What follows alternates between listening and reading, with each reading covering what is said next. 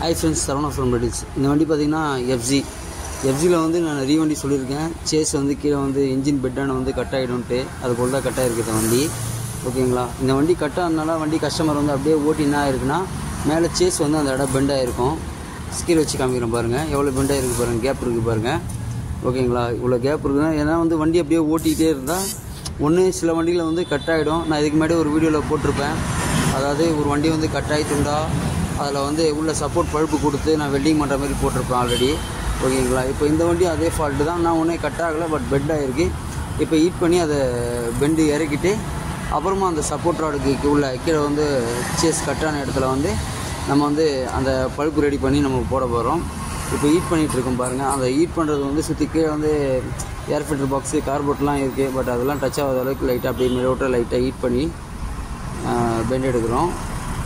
இப்போ என்ன ஒரு வேட்டுன்னா, அதை ஹீட் பண்ணி பெண்ட் எடுக்கல. பின்னாடி வந்து பார்த்திங்கன்னா ஒரு தண்ணி கேன், வெயிட்டான தண்ணி கேன் முதல்ல பார்த்துருப்பீங்க பெண்டு எவ்வளோ பெண்டு இருந்ததுன்ட்டு. இப்போ பாருங்கள் மட்டமாக இருக்குது. ஓகேங்களா? இப்போ அவ்வளோதான். இப்போ அடுத்தபடியாக என்னென்னு பார்த்தீங்கன்னா, நம்ம கீழே வந்து பார்த்திங்கன்னா, அதாவது இது லெவல் பார்த்தாச்சு கரெக்டாக. இப்போ அடுத்தபடியாக பார்த்திங்கன்னா கீழே வந்து இந்த பழுப்பு வந்து மாற்றி ஆகணும்.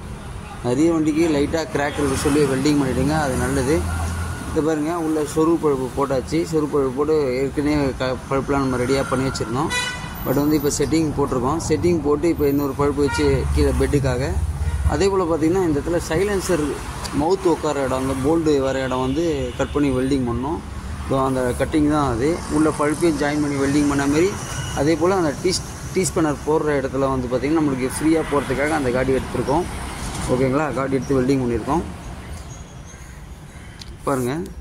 அதே போல் பார்த்திங்கன்னா நம்ம போகிறது வந்து 2 mm மேலே இருக்கும் திக்னஸ் பழுப்பு. அந்த பழுப்பு போட்டோம்னா உள்ள சப்போர்ட்டோட நல்லா திக்காக கொடுத்து அப்படி தான் வந்து அது மேலே ஒரு ஹோல்ஸ் போட்டிருக்கோம் பாருங்கள். அந்த மேலே பழுப்பில் வெல்டிங் பண்ணிவிட்டு அதே போல் கீழியும் மேலே பழுப்பில் வெல்டிங் பண்ணியிருக்க பாருங்கள். அது பாருங்கள், இது ஃபுல்லாக வெல்டிங் பண்ணியாச்சு, கிரைண்டிங் பண்ணி ஃபிட்டிங் பண்ணியாச்சு. இது என்ன ஒரு விஷயம் தான், அது வந்து நம்மளுக்கு ஸ்டாண்டர்டாக நல்லா ஸ்ட்ராங்காகவும் இருக்கும், நல்லாவும் இருக்கும். அதனால தான் நம்ம வந்து சப்போர்ட் ராடு கொடுத்து பற்ற வைக்கிது. சில வந்து ஃப்ரேமே மாற்றணும்னு சொல்கிறாங்க. ஃப்ரேம்லாம் மாற்ற அவ்வளோ இந்த ப்ராப்ளத்துக்கு நீங்கள் ஈஸியாக இது கூட வெல்டிங் பண்ணிக்கலாம். சரிங்களா? இப்போ பாருங்கள், இந்த பக்கம் சுற்றி வெல்டிங் பண்ணியாச்சு, பெட்டு கிளாம்பெலாம் மாட்டியாச்சு, பக்கவாக இருக்குது. அது மேலே வந்து அந்த ஹோல்ஸ் போட்ட இடம் பற்ற வச்சுது. அதை கிரைண்டிங் பண்ணி பெயிண்டிங் மட்டும் டச்சப் பண்ணிட்டா போதும். உங்கள் வண்டி இதுமாரி ஏதாவது இருந்ததுன்னா சரவணா பைக் டிங்கர் கான்டாக்ட் பண்ணுங்கள். சரவணா பைக் டிங்கருக்கு. ஓகேங்களா?